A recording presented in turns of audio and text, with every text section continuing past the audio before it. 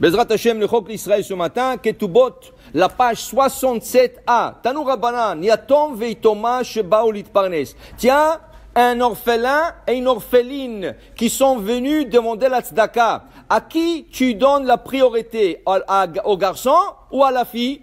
Mefarnesim et haitoma, vachakach mefarnesim et hayatom. D'abord, tu donnes priorité à l'orpheline, à la fille. Et après, tu donnes le yatom. Pourquoi? Dit la Gemara, mipnei shaish darko lechazor al aptachim, ve'en haisha darka al hachazor. Parce que le petit, le garçon, lui, il peut aller se taper sur le pot, demander la tzedaka, mais une fille, elle a honte. Et c'est pas la manière courante de voir une femme taper sur deux portes, demander la tzedaka. Alors, puisque c'est comme ça, on la favorise à elle pour lui donner plus de chance. Dit la Gemara, yatom vitoma shebaou linase. Tu connais un orphelin et une orpheline qu'il faut leur marier.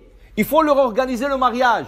Ça veut dire les habits, le mariage, tout ce qu'il faut. À qui on donne priorité? Il dit ici, Masim et Haitoma, Vachakach Masim et Hayatom. Priorité à la orpheline avant le orphelin. Okay?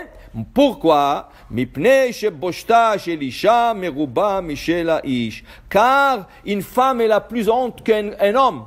Alors elle, si elle ne se mariera pas, elle a honte, elle reste discrète, et elle ne va pas se marier, peut-être, shalom. Alors on lui donne la priorité à elle, tu la favorises à elle. Maintenant, si tu as plus d'argent, tu vas t'occuper de lui aussi. Mais si tu as à choisir entre l'orphelin ou l'orpheline, ou donner la priorité, c'est toujours la fille orpheline que tu favoriseras. Tanou Rabbanan, yatom sheba lise, sochrim lo bait, ומציעים לו מיטה וכל כלי תשמישו ואחר כך מציעים לו אישה שנאמר די מחסורו אשר עשה לו.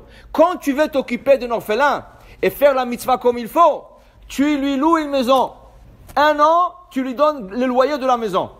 Deuxièmement, tu meubles la maison.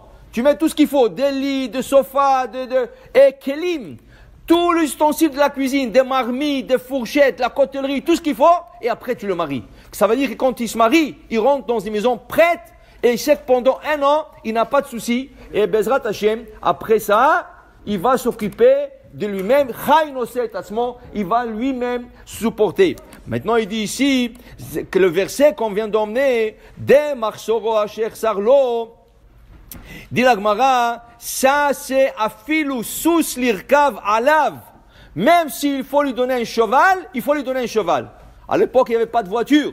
Ça veut dire qu'en termes d'aujourd'hui, un orphelin, si tu veux t'occuper de lui, donne-lui une voiture. Tu n'as pas besoin de lui acheter la meilleure voiture, c'est ça, Tesla. Tu n'as pas besoin d'acheter une Tesla. Mais achète-lui une voiture normale qui puisse conduire, qui puisse se déplacer, qui puisse aller au travail et revenir. Okay? Dit la Gemara, regarde. Voilà qu'il est la zaken. Il est la zaken, לקח לעני בן טובים אחד, סוס לרכוב עליו, ועבד לרוץ לפניו. Il est la zaken, un jour il avait la tzedaka à faire, il est venu un pauvre. Mais ce pauvre-là, il était riche avant. Il a tout perdu. Il a dû avoir une crise économique, il a tout perdu. Maintenant, il est la zaken.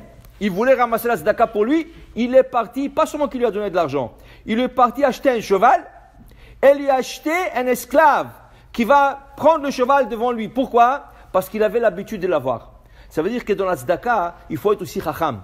Quelqu'un qui avait des grands moyens et malheureusement il les a perdus, quand tu lui donnes la tzedaka, tu ne lui donnes pas des sous, tu ne lui donnes pas $1, tu donnes lui quelque chose qui puisse au moins avoir sa dignité.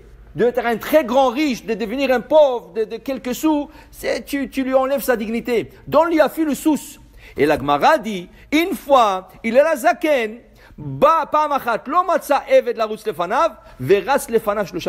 un jour, l'esclave n'est pas venu à ce pauvre-là qui lui a acheté le cheval. L'esclave n'est pas venu, il est la zaken. Il a pris le cheval, il a conduit dans la ville 3 kilomètres. Il a pris le cheval. Pourquoi?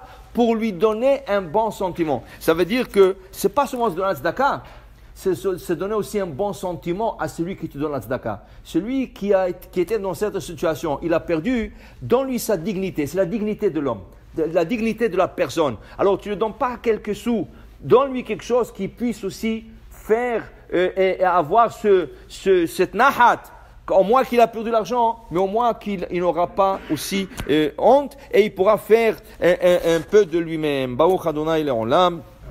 Amen.